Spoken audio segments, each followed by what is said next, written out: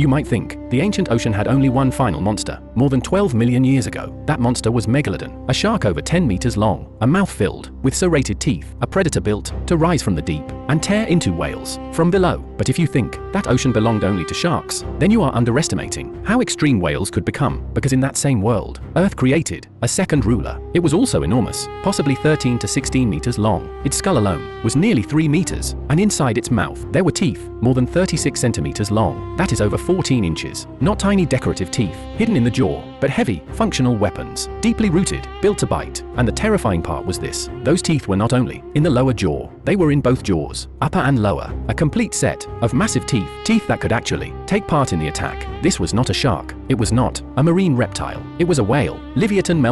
When a whale abandoned the gentle route and turned itself into a machine for killing large prey, the ocean gained a second true apex predator. But do not imagine it as just a giant sperm whale. Modern sperm whales dive into the dark ocean. They mainly hunt squid and other cephalopods. Their upper teeth are usually not developed like the teeth in the lower jaw. Livyatan took a very different path. It was not built to suck prey into its mouth. It was built to bite. Its teeth were too thick to look like simple blades. They were more like siege spikes driven into the upper and lower jaws. Once those teeth sank into another animal, Livyatan did not need to chew slowly. It could use its huge head, its powerful jaws, and the strength of its entire body to hold the victim in place, then pull, twist, tear, and break the rhythm of anything trying to escape. These teeth were not designed for a few small fish. They were not even designed only for ordinary seals. The real targets were likely dolphins, seals, and smaller to medium-sized whales. In other words, Livyatan was a whale whose menu may have included other whales. This was not the first time whales ate meat, but this was one of the most extreme versions of a toothed whale pushed toward hunting large marine mammals. Imagine a group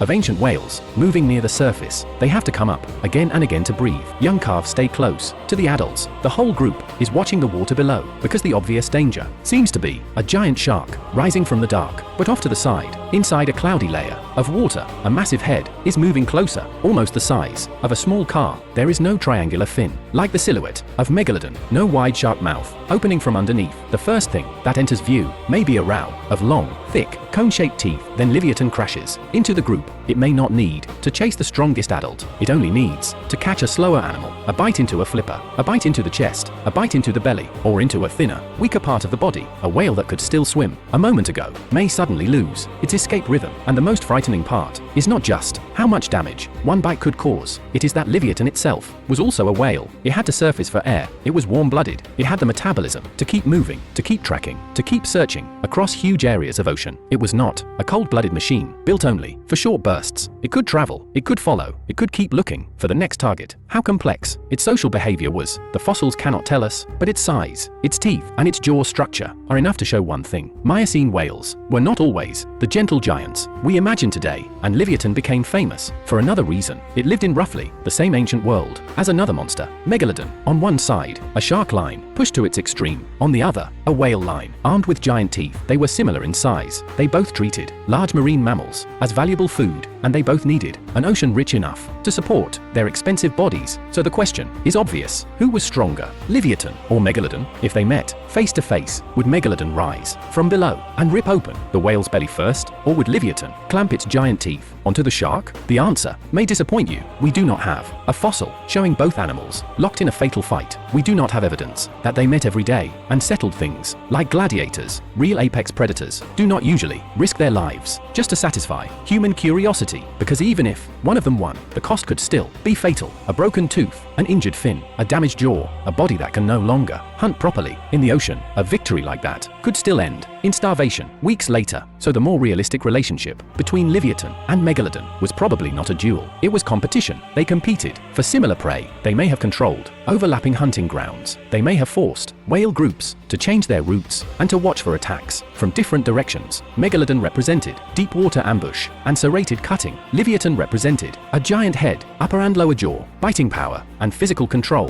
One attacked from below. The other may have driven straight into prey groups. They did not even need to attack each other directly. If both were present in the same ocean, the world of whales had already become a nightmare. But Livyatan did not appear simply because Earth wanted to build a monster. It appeared because the Miocene ocean was full of different kinds of whales. Many were not yet as gigantic as modern blue whales. They were abundant. They were the right size. They were high energy food packages moving through the water. Ocean productivity was high. Large prey was available only under conditions like that. Could predators such as Megalodon and Livyatan rise together toward the top of the food chain, but hidden inside? That success was Livyatan's greatest weakness. The bigger the body, the stronger the teeth, and the more terrifying the hunting ability, the more food it needed every day. A predatory whale, over 10 meters long, could not survive long-term on small fish. It needed to keep finding large, calorie-rich prey. If whale communities changed, if ocean temperature changed, if currents shifted, if ocean productivity was reshaped, and if the medium-sized whales it depended on began to decline, then a gigantic body was no longer just an advantage. It became an energy bill that never stopped. Why Livyatan disappeared is still not answered by one simple explanation. Its fossil record is rare. We cannot point to the exact day when the last Livyatan vanished from the sea, but we can say this: the world that supported giant whale hunters did not last forever. Ocean environments changed. Whale communities were reshuffled. Some whales became larger. They expanded into open oceans and higher latitudes. Other medium-sized whales became less common, the kind that giant predators could hunt again and again. New predators and competitors also appeared, and when the structure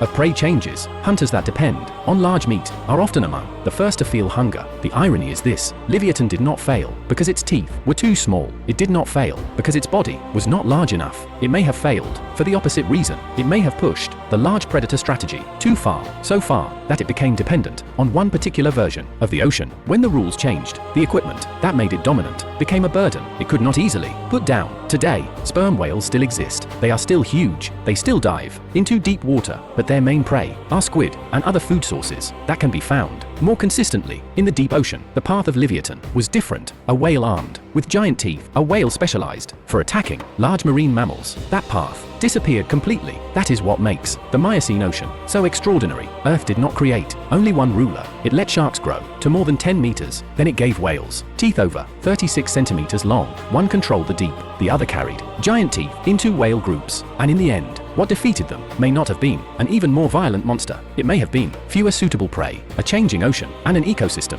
redistributing its energy. Livyatan tells us that reaching the top of the food chain never means you are safe. Sometimes, the closer you get to being unbeatable, the more you depend on the world that allows you to be unbeatable. And when that world begins to change, even the second ruler of the ocean can only sink, giant teeth and all, into Earth's fossil record.